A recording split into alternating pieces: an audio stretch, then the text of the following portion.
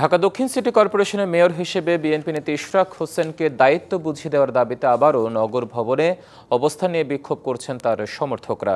দর্শক, বিস্তারিত জানাতে নগর ভবন থেকে যুক্ত হচ্ছেন সহকর্মী আতিক মিসবা লগ্ন। সেখানে উপস্থিত নেতাকর্মীদের অবস্থান কেমন দেখছেন?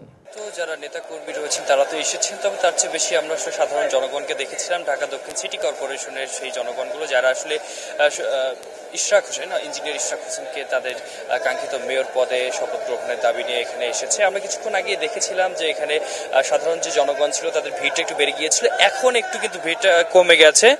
অর্থাৎ এই মুহূর্তে আমরা যেটা দেখেছি, কিছুক্ষণ আগে ইশরাক হোসেন সবার সাথে কথা বলেছেন, সবার সামনে গণমাধ্যমের সাথে কথা বলেছেন এবং স্পষ্ট করে জানিয়েছেন যে তারা যে দাবি নিয়ে এসেছেন এখানে, অর্থাৎ তাদের যে দাবি চূড়ান্তভাবে মেয়র হিসেবে শপথ গ্রহণের, সেটি কোনো আসলে শক্তিমত্তার প্রয়োগ নয়, বরঞ্চ দেশের বিচার বিভাগকে সম্মান করে আইন মেনেই একটি প্রক্রিয়া বলে জানিয়েছেন এবং নিজেদের শপথ গ্রহণের ক্ষেত্রে যে দাবিগুলো রয়েছে সেটি পূরণের জন্য সর্বোচ্চ তৎপরতা দেখাবেন তারা। অর্থাৎ যতক্ষণ পর্যন্ত না তাদের এই দাবি পূরণ হয়নি ততক্ষণ পর্যন্ত লাগাতার কর্মসূচি পালন করার পক্ষে তারা কথা বলছিলেন। 25 বছরের ওয়ারেন্টিযুক্ত দীর্ঘস্থায়ী দরজা প্রোটেক্টর, আধুনিক ও মজবুত দরজা।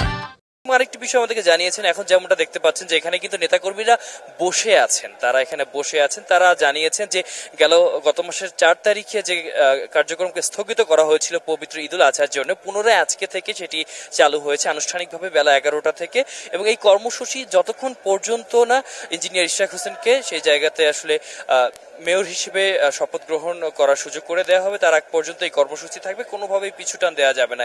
এর পাশাপাশি স্থানীয় সরকার প্রশাসনের যে মন্ত্রী, যে উপদেষ্টা রয়েছেন, তারও পদত্যাগের দাবি করছেন এবং বিভিন্নভাবে তারা বলছেন যে আসলে আইনকে অমান্য করার কোনো সুযোগ নেই, আইন মেনে, আদালতের রায় মেনেই আসলে চূড়ান্তভাবে ইঞ্জিনিয়ার ইশরাক হোসেন তিনি এখানে দায়িত্ব গ্রহণ করবেন। তো এই ছিল সর্বশেষ। আপনাকে ধন্যবাদ আমাদের সাথে যুক্ত হওয়ার জন্য।